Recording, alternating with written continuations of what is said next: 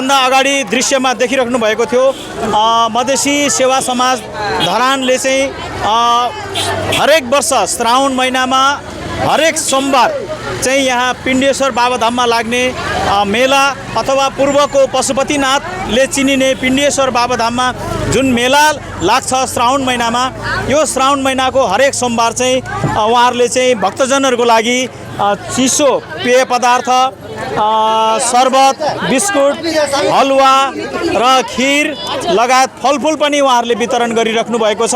यो चाहिँ धरानमा रहने जुनसुकै संस्था, जुनसुकै जाति, भाषाभाषी, जुनसुकै समुदायलाई पनि यो मेलामा चाहिँ आफ्नो सहभागिता जनाइराख्नु भएको छ र भक्तजनहरूको लागि उत्तिकै सेवामा खटिराख्नु भएको छ। र यसपालि भक्तजनहरूको लागि यहाँहरूले के तयार गर्नुभयो, के खुवाइराख्नु भएको छ भक्तजनहरूको लागि, त्यो बारेमा हामीलाई जानकारी गराउँदै हुन्छ मधेसी महिला समाजका अध्यक्ष रेखा शाहज्यू। के छ यसपालि तपाईँहरूले के व्यवस्था गर्नु? सम्पूर्ण भक्तजन नमस्कार। म मधेसी सेवा समाजको महिला संयोजक श्रीमती रेखा शाह। हाम्रो यो सेवा छ पानी, शरबत, चिया, ट्याङ्क, हलुवा, खिर अनि भक्त जति श्रद्धालु भक्तजन जो व्रत गर्नुहुन्छ उहाँको लागि फलफुल पनि छ। अनि फलफुल यस्तै गरेर हामी सबै दिनदेखि यो 4 हप्ता, आज चौथो हप्ता भयो, चौथो हप्तादेखि हामी यसरी नै बाँडिरहेको छौँ। अनि हाम्रो सेवामा सबै दिदीबहिनी मिलेर सघाइरहेछ। हाम्रो जति हाम्रो समाजको दाताहरू हुनुहुन्छ सबैले उहाँले सघाइरहनु भएको छ यो समाजलाई। अनि सबै मिलेर सघाइरहेको छु। सबै दाताहरूबाट ल्याएर उहाँहरूको कलेक्सनबारे हामी गरिरहेको छौँ। अब यो अन्तिम सोमबार हो कि अर्को सोमबार पनि यहाँहरूले यो सेवा गर्नुहुन्छ? यो लास्टै सोमबार हो। हामी लास्टै सोमबार यहाँसम्म हाम्रो माइनेटिङमा, यहाँ पिण्डेश्वर बाबा धामको माइनेटिङमा पनि आजैसम्मको लागि हामी 4वटा सोमबार गर्ने भनेर सेवा गर्नु भनेर राखेको थिएँ। अनि यसरी नै हामी सेवा गर्दैछौँ। तर यही हो, भक्तजनहरूलाई आउनुभयो, धेरै खुसी लागे। तर सधैँ आइराख्नु, हामीहरू सेवा गर्न पाऊँ, यही नै हाम्रो भाग्य सौभाग्य मानेको छु। त्यसैले हाम्रो सबै भक्तजनहरू हरेक साल पिण्डेश्वर बाबामा जल चढाउनको निम्ति आइदिनु होला भनेर यति नै अनुरोध गर्दैछु। हस्, धन्यवाद। तपाईँ के भन्नुहुन्छ यसरी सेवा गर्नु पाउँदा? कतिको खुसी लाग्छ? नमस्ते सबैलाई। यसरी नै सेवा गर्नु पाउँदा धेरै रमाइलो लाग्छ हामीलाई। जो सबै जुट्छौँ एकसाथ भएर धेरै रमाइलो हुन्छ। तपाईँ के भन्नुहुन्छ? ज्येष्ठ नागरिक हुनुहुन्छ है? नागरिक छु अनि हामीलाई राम्रो लाग्छ, रमाइलो लाग्छ। भक्तजनलाई सेवा गर्छु, बाबाको पनि दर्शन हुन्छ। अनि हामी सबै दिदीबहिनी आएर रमाउँछु, त्यो धेरै धेरै खुसी लाग्छ। हजुर, ल हस्, धन्यवाद छ। तपाईँ के भन्नुहुन्छ? मलाई नमस्ते सबैजनालाई। राम्रो लागिरहेछ पिण्डेश्वरीको यो मधेसी समाजले सबैजना मिलेर गरिरहनु भएको छ। धेरै राम्रो लागिरहेछ। पानी, चिया, भात। यहाँलाई के लाग्छ? हामी धेरै सौभाग्य छौँ कि यस्तो मौका पाइरहेको छु। सधैँ यसरी मधेसी समाजमा अगाडि बढौँ, यसरी सेवा गर्न पाऊँ। अरू अझै के भन्नु यहाँ पनि भन्नुहोस्। सबैले धेरै धेरै धन्यवाद दिँदै रहेको छु कि हामीहरूको मधेसी समाजबाट यो हरेक वर्ष यो भइराखेको छ। हरेक वर्ष अब अगाडिसम्म हामीहरू कोसिस यही गर्छौँ कि हरेक वर्ष पनि होस्। उत्साहित हुनुहुन्छ? खुसी हुनुहुन्छ? एकदम खुसी। तपाईँ कतिको खुसी हुनुहुन्छ? हजुर, म पनि धेरै खुसी छु। सबैजना यस्तो धरानमा सुविधा पाएपछि त राम्रै हो नि। तपाईँ कति खुसी हुनुहुन्छ? सबैलाई धेरै खुसी। सबैलाई नमस्ते। तपाईँ कति खुसी? नमस्ते सबैजनालाई।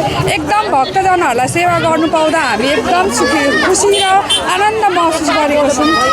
सधैँ गर्नु पाऊँ, यस्तै सधैँ गर्न पाऊँ। हस्, धन्यवाद छ। हामी धेरै धेरै खुसी हुन्छौँ। यहाँ मधेसी समाजबाट शरबत, पानी, चाय, खिर, हलुवा बाँड्दैछु। धेरै खुसी हुन्छ। र दर्शकवृन्द, अहिले तपाईँहरूले मधेसी महिला समाजको सदस्यज्यूहरूबाट चाहिँ सुन्नुभयो। यो सेवा गर्नु पाउँदाखेरि उहाँहरूले एउटा आनन्द महसुस गर्नुभएको छ। र यो पिण्डेश्वर बाबाधाममा आउनुहुने भक्तजनहरूको लागि उहाँहरूले जुन एउटा खानेकुराहरू, बिस्कुट, शरबत, खिर, चाहिँ हलुवा लगायतका खानेकुराहरू चाहिँ भक्तजनहरूको लागि वितरण गर्नुभएको छ। त्यो एकदमै सराहनीय कुरा छ। यसरी हामी धरानमा बसोबास गर्ने सम्पूर्ण जात जातिहरूले चाहिँ एकमुष्ट यो वैदिक सनातन धर्मसँग सम्बन्धित सबै भक्तजनहरू एउटै सूत्रमा हामी बाँधिएका हौँ भनेर चाहिँ उहाँहरूले चाहिँ यो अहिले सेवा पुर्याइराख्नु भएको छ। यसै क्रममा म मधेसी समाज सेवाको अध्यक्ष उहाँबाट हामी छोटो यो कार्यक्रमको बारे जानकारी लिइरहेको छौँ। के छ हजुर भाइ? धन्यवाद। सम्पूर्ण श्रद्धालु भक्तजन जो बोलबममा आउनुभएछ पिण्डेश्वर बाबा बोलबममा, उहाँहरूलाई हार्दिक कृतज्ञता ज्ञापन गर्दै यो मधेसी सेवा समाज स्थापना कालदेखि नै यो कार्यक्रम सोमबारको साउन महिनाको प्रत्येक सोमबारको कार्यक्रम गर्दै आइरहेको छ र यो निरन्तर चलिरहनेछ र यसमा मधेसी सेवा समाजमा आबद्ध जति पनि श्रद्धालु भक्तजनहरू, पदाधिकारीहरू, बोलबम संयोजकहरू, आजीवन सदस्य, साधारण सदस्य र दाताहरू जति हुनुहुन्छ उहाँहरूप्रति आभार व्यक्त गर्दै यो कार्यक्रमको सफलताको शुभकामना सबैमा जाओस् भन्ने चाहन्छौँ। हजुर र यसरी बी न्युजले चाहिँ हरेक हप्ता हरेक वर्ष होइन र हरेक हप्ता हरेक सोमबार चाहिँ यहाँहरूले गर्नुभएको कार्यक्रमहरूको चाहिँ समाचार सम्प्रेषण गरिराख्नु भएको छ।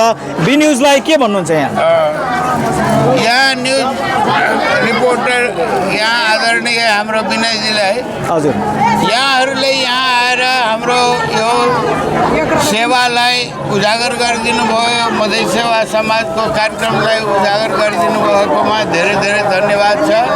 योभन्दा अगाडि पनि म भनिरहेको थिएँ कि नेपालमा प्राय सङ्क्रान्तिको हिसाबले यो चाडपर्व मान्ने गरिन्छ, जबकि इन्डियातिर यो पूर्णिमाको हिसाबले मानिन्छ।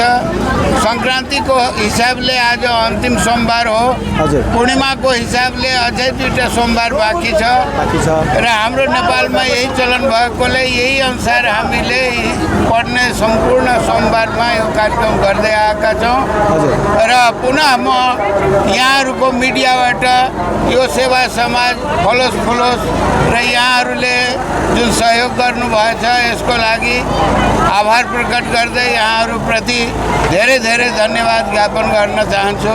धन्यवाद। धन्यवाद। रेखाजी, हाम्रो मिडियालाई के भन्नुहुन्छ? यहाँले हामीले चाहिँ हरेक हप्ता यहाँहरूको समाचार विभिन्न कार्यक्रमहरूको समाचार सम्प्रेषण गरिरहेका छौँ। मिडियालाई के भन्नुहुन्छ? मिडियालाई सबैभन्दा मुरी धन्यवाद कि हाम्रो सेवालाई यति उजागर गर्नुभयो, यति उजागर गर्नुभयो, सबैमा हालेर हाम्रो जो हाम्रो मधेसी सेवा समाजबाट यो कार्यक्रम भइरहेछ त्यो सबैमा हाल्नुभयो। त्यसको लागि त म मुरी धन्यवाद गर्दछु। अनि सबैजना आएर हाम्रो कार्यक्रमको इन्टरभ्यू लिनुभयो, न्युज लिनुभयो, त्यसको लागि धेरै धेरै धन्यवाद हाम्रो दिन। हजुर, तपाईँ के भन्नुहुन्छ हाम्रो मिडियालाई? सब्सक्राइब गर्नु भएको छ बी न्युजलाई? गरेको छु सर। गर्नु भएको छ? हाम्रो कार्यक्रम हेरिराख्नु भएको छ? हेर्छु सर। ए, कस्तो लागिरहेछ? राम्रो लाग्छ सर। के कुराहरू अझै हामीले समेट्नु पर्ने बाँकी छ? हरेक वर्ष यसरी नै सेवा गर्न पाऊँ हामीहरू। हजुर हजुर ल हजुर के छ, के भन्नुहुन्छ हाम्रो मिडियालाई?